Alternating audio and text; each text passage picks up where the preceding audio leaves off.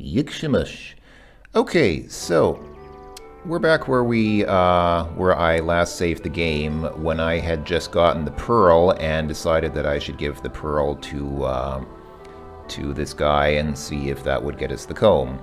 So, first I should admit, I did end up checking a walkthrough to find some things. First of all, I wanted to make sure that I wasn't making a huge mistake by giving this guy the pearl. So I wanted to check a walkthrough to make sure that that's actually what you're supposed to do, and yes it is. So we give him the pearl and we get that comb thing in exchange. So yes, you do that. But before I do that, another thing that I discovered from the walkthrough is that after you've met the stone-faced door, the door with the stone door with a face in it, you can go into the library and get another book. So there's this book here, which which just describes Colima in general. This is what was there when we first got a book. But if we talk to the librarian again... Yes? Could you recommend another good book? There! I'm kind of getting used to this librarian. I know that she seems very rude and doesn't seem to have very good manners, but I mean, I think she may be just more, a person of few words, because, I mean, she does her job. She's helpful enough in that if you ask her for a book, she'll bring you one, and she doesn't say much, but she doesn't seem to be, I mean, she at least seems to be willing to do what she needs to do, so I think I'm getting used to her mannerism. But anyway, so now This book is entitled Way Below Your League, a look at sentient aquatic life. Browsing through it, you notice an interesting excerpt.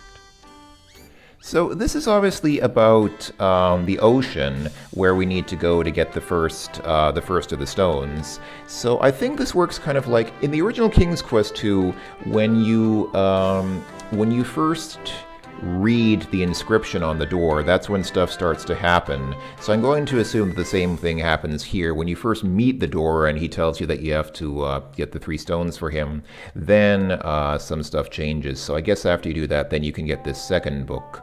And what does it say? Well, I'll read it aloud. Wish to explore the sea? Good luck! Even the most accomplished swimmers cannot swim very far before they tire or are pulled underwater by the currents. Even with a ship, it is difficult to properly explore beneath the surface without some means of breathing underwater, such as being kissed by a mermaid, I guess. Truly, only the mer people have ever been known to offer aid in this regard, though the relationship between land dwellers and their marine counterparts has been somewhat strained over the years. It is said that the mer people, in particular their leader, King Neptune, can appraise an individual quite accurately.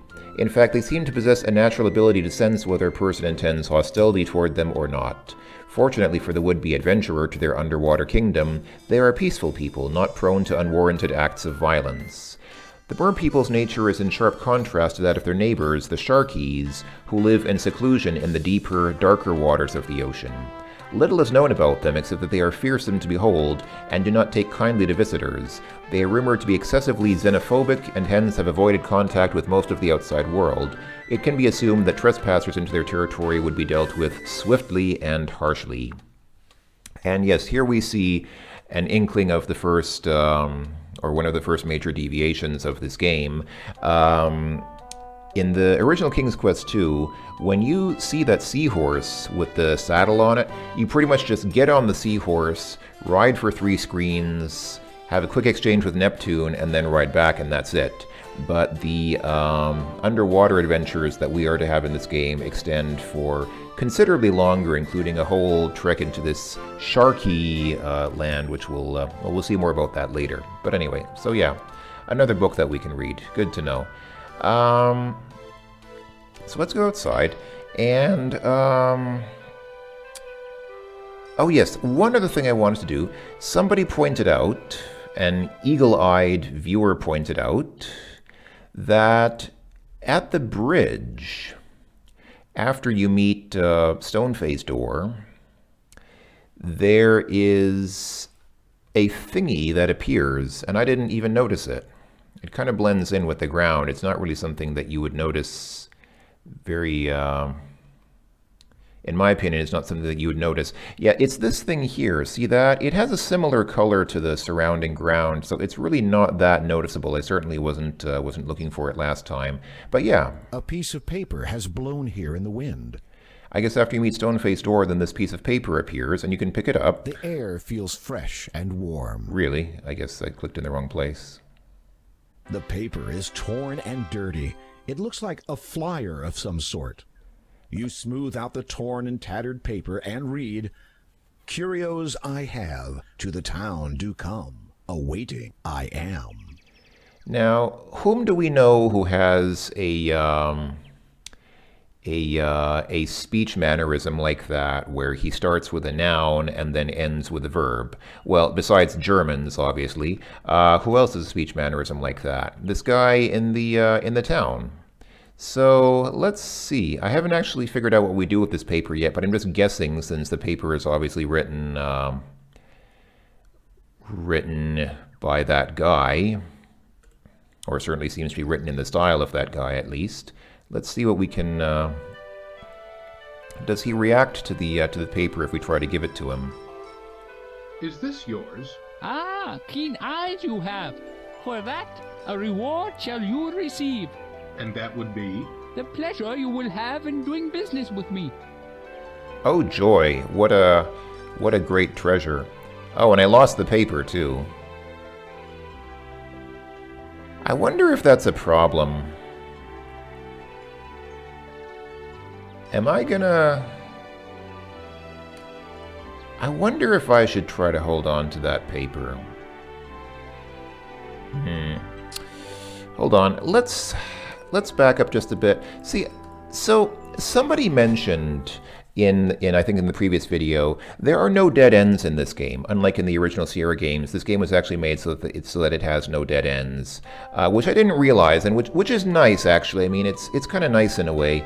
And you know, it's funny. I was thinking about it because when I was a kid playing these Sierra games, I always thought that dead ends were natural and reasonable. I mean, life doesn't always work out such that you can just do anything anytime you want. Sometimes, sometimes in life you burn a bridge or you make a choice which you can't go back from later. So it made perfect sense to me that a game would be the same way. And I mean, yeah, sometimes you might make a mistake and not realize it later, but okay, that happens. Then you just have to restore your game and go back and do it again. And next time, hopefully, you know better. It's not a big deal. But as I've gotten older, I've come to realize that, there's not really much point in that. There isn't necessarily a whole lot of point in building dead ends like that into games. So I'm kind of a mixed mindset. I didn't used to mind it as much, and I still don't really mind it that much. I mean, I can tolerate it. I understand that sometimes, it's not the end of the world if you get stuck in a game. But maybe there is something to be said for making games that don't get you stuck. Anyway, Yes? Could you? I'm going to go ahead and... There. So yeah, let's read the book. This book is...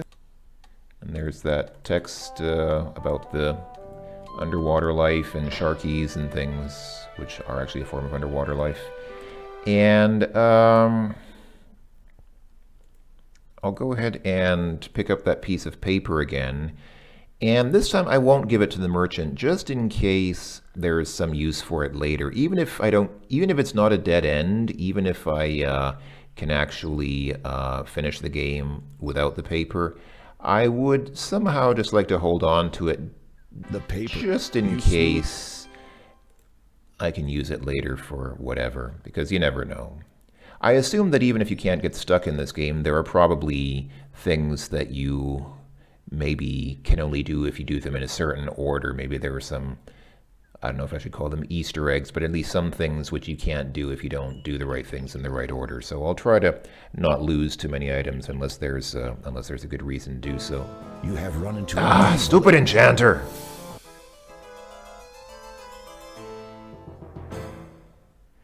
Like I said, what's even more annoying than the enchanter is the fact that every time he shows up, the game has to wait until his little ditty finishes playing before it moves to the next screen. I mean, why? Why do I have to wait for his music to finish? Anyway, okay, so what do we have? So yeah, we got this little piece of paper, which we probably can't use. I did read the book in the library, and oh yeah, and I forgot to actually give the guy the pearl. I was talking about how you need to give him the pearl, and then I forgot to do so. So let's go ahead and give the guy the pearl, since that apparently is what we're supposed to do.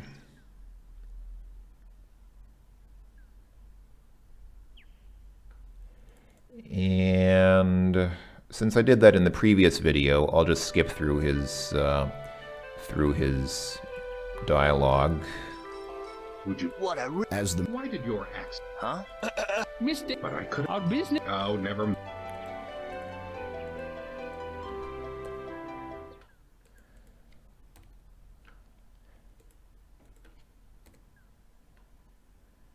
All right, so we got the comb.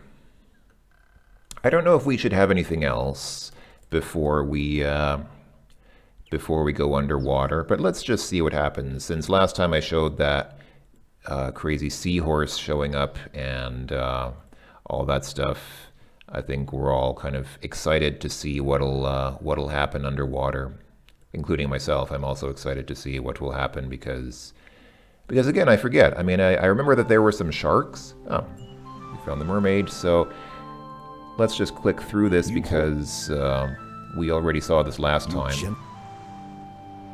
The mermaid. You attempt to... After giving Yet I'm pulling on me on trousers. to you. Okay, so she swims away, Wait a minute. You're... and yeah, and she comes back with the seahorse. So The seahorse is waiting for you to mount its saddle. Talking underwater isn't a good idea. oh, by the way, speaking of which, if you try to quit the game from here, somebody also mentioned in the previous video, if you try to quit the game now, normally Graham says, are you sure you want to cease our adventuring? But here, because we're underwater, he says... He still says it, but you can barely hear it because he speaks through some... I mean, they ran it through some crazy filter that makes his speech almost unintelligible, but anyway. So, let's ride the seahorse. Well, this is a new experience. The seahorse willingly allows you to climb upon its back. You slide into the little saddle and take up the reins in your hands. You just hope this creature knows where it is taking you. After a time of traveling through ever-deepening water, you arrive at a massive stone archway. Passing through it, you notice it is covered with many different intricate symbols, none of which you recognize. Mer writing, perhaps? As you emerge on the other side of the arch, a grand sight greets your eyes.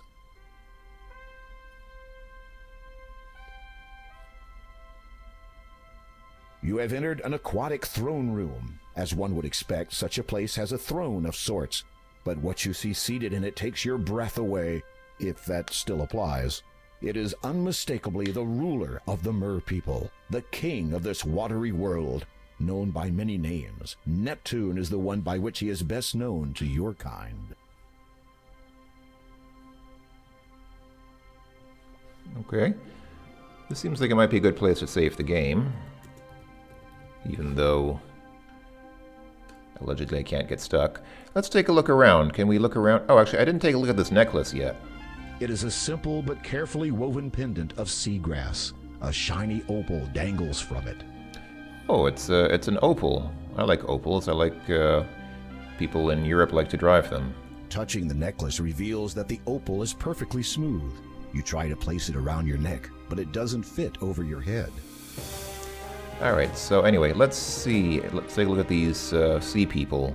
Neptune's royal guards remind you of your own castle guards, except these are naked from the waist up and have fish tails. You expect that you would get about the same length of conversation out of them, perhaps less.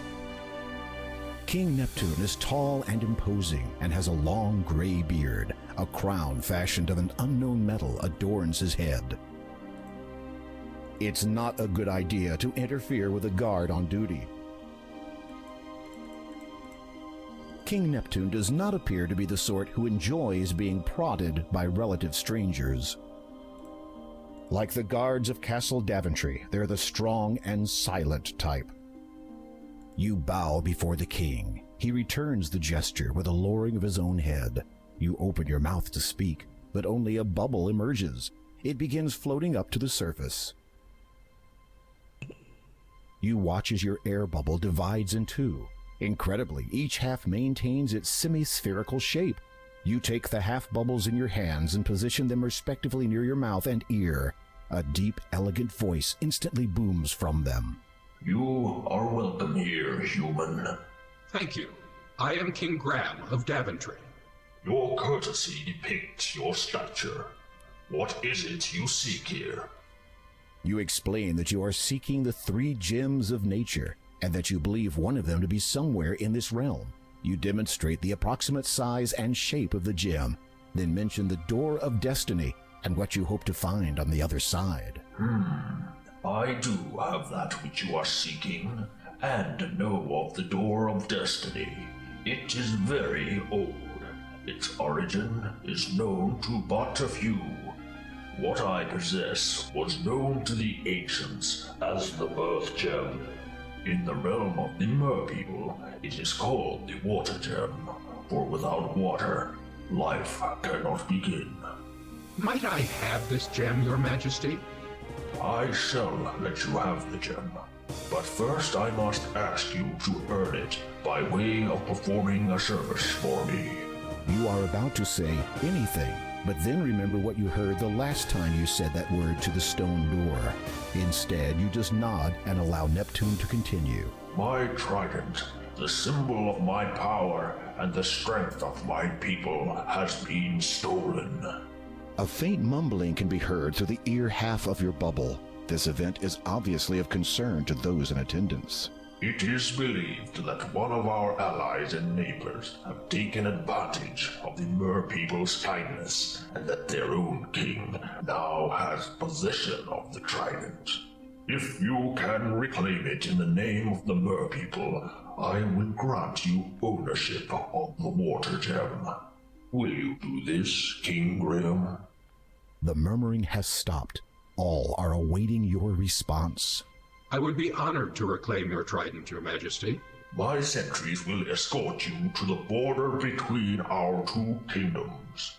You may continue to use that steed to hasten your journey. It is my best. My sincerest hopes that you do not fall victim to the Sharkies. As you prepare yourself for this new quest, a sudden pang of apprehension seizes you. Did the king just say Sharkies, as in sharks? No, Sharkies as in Sharkies. I guess talk to Neptune. Your Majesty, is there anything you can tell me about the Sharkies? They are large, fierce, and carnivorous. Anything else? They are always hungry. Anything that might be of benefit? Like something to help you live longer? I do recall that they have poorer vision than we Merpeople do, as they dwell in the darker waters. So I might have a chance were I to encounter one. You can always hope. That was not inspiring. Why was your trident stolen? That is a matter of great concern to me. Should the Sharkee king determine the trident's nature, he would assuredly bring about the deaths of countless merpeople. I shall return as soon as I am able, Your Majesty. Good luck. As you depart the underwater kingdom, you see 2 guards waiting to escort you to the Sharkies' realm.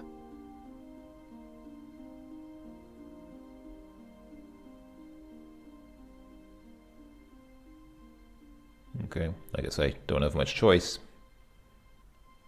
The sentries swiftly guide you along the bottom of the seabed, descending into much darker, colder water.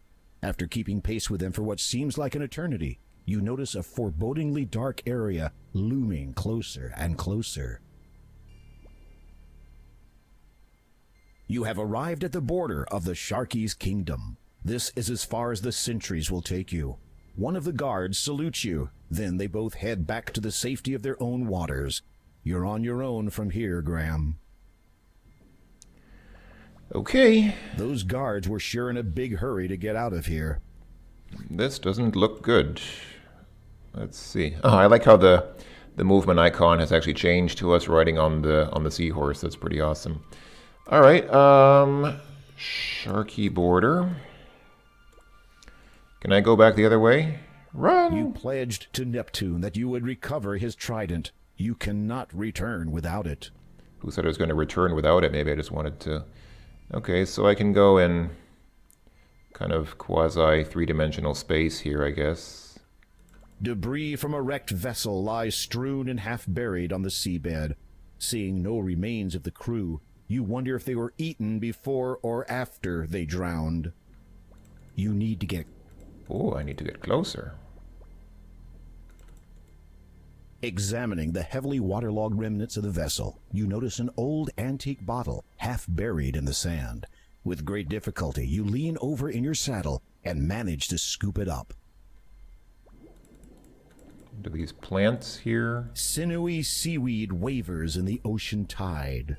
Sinewy seaweed. Try saying that 5 times fast. Actually, don't. This kind of plant would not be useful to you. It is a clear bottle with a cork at the end.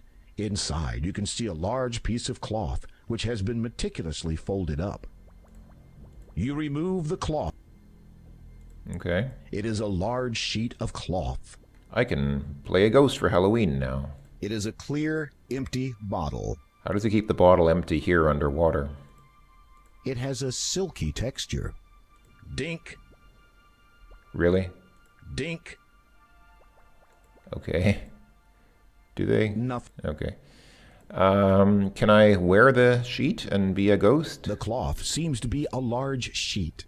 Well, I guess that's not very surprising. I want a sheet on the bed. Okay. All right. Oh, fishies. This underwater realm belongs to the Sharkies. The water drops noticeably in temperature as you progress further into it. There are bound to be sentries on patrol around here, so you remind yourself to be alert. This under... Okay. Oh dear. That's It probably... is a formidable Sharkee sentry, busy patrolling his assigned route. You had better make yourself scarce, and fast. Oh dear. You saw a Sharkee in the sea. He quickly made a meal of thee. If you want your life prolonged, next time don't delay so long. All right, let's try that again. I seem to recall... Am I remembering this wrong? I seem to recall Debris somehow from a... that... You remove... I'll go ahead and save here. Man, they really don't give you much room to type in saved game descriptions here. Got cloth from Bo. Yes, hello Bo. Bo gave me a cloth. Oh. Okay, I guess I'm remembering it wrong. For some reason, I seem to remember that the Sharkies appear randomly. That they don't always appear on the same screens, but that they kind of, whether you see them or not, is random. But I guess I'm remembering that wrong. Unless you want to discover just how much stronger the imposing Sharkee really is, you had best rethink that course of action. They would love to talk to you, or rather, about you, while you are digesting in their bellies. Do I have anything I can use against them? These sharks look kind of ridiculous. They look... I guess they're supposed to look like anthropomorphic sharks, but putting arms and a torso like that on a shark just looks absolutely bizarre. It looks more like... It looks like a cross between the alien... You know, like the xenomorph from the Alien movies with something else. I don't even know what. It just looks more bizarre than anything. Can I use my... I really doubt that this will work, but can I use my sword on it? Your sword is too heavy and cumbersome to wield underwater. Your sword is far too heavy and cumbersome. Oh. You saw a Sharkee in the sea. Alright, I'm going to assume that I don't have anything I can use against them. Unless they don't like lemons. Oh, the net. I'm sure that will work. I'm sure I can trap a Sharkee with a net. I bet that's the answer. This guard would not be interested in anything of yours except for your corpse. Let's give him, let's stab him with the point of these earrings. This guard would not be... Okay. Alright, I'll go ahead and come back here. So, like I said, for some reason I thought that the Sharkies appear randomly, but I guess that's wrong. I guess they function as kind of like a border, or like a... Yeah, to limit where you can... Oh, there, hold on, there's a... You glance at the shark nervously, but it does not seem to be paying you much attention, fortunately. So they are not just Sharkies, there are regular sharks here. Risking your life to pet a shark does not seem a sensible ambition. That's interesting. The shark seems uninterested in you at the moment, and you'd prefer to keep it that way. So the regular sharks don't actually want to eat us for whatever reason, but the Sharkies, these anthropomorphic sharks, do. It's kind of bizarre. What is that? These small, luminescent fish are feeding on a strange-looking plant. There is nothing of interest lying on the seabed, and you are not here to collect shells or coral. You can't reach... Can I collect the fish? You sluggishly attempt to grab some of the small fish in your palm. However, they easily evade you by zipping around your hand and through your fingers. Can I use the bottle to catch them? You place the empty bottle on the seabed close to the luminescent fish. The fish don't seem interested in an empty bottle. Ah, okay, I have to put something inside. Well, what can I put in the bottle that would attract the fish? The only edible thing I have is a lemon. I don't think fish are attracted to lemons. I probably need to get something else. Okay, I'll have to figure out what to do later since I'm already kind of over time for this video. So, thanks for watching, everyone. Thanks for coming with me on this underwater adventure. We'll have more underwater adventures in the future, I'm sure, with King's Quest 2. So until then, ta-ta for now, everyone, and don't let the Sharkies get you.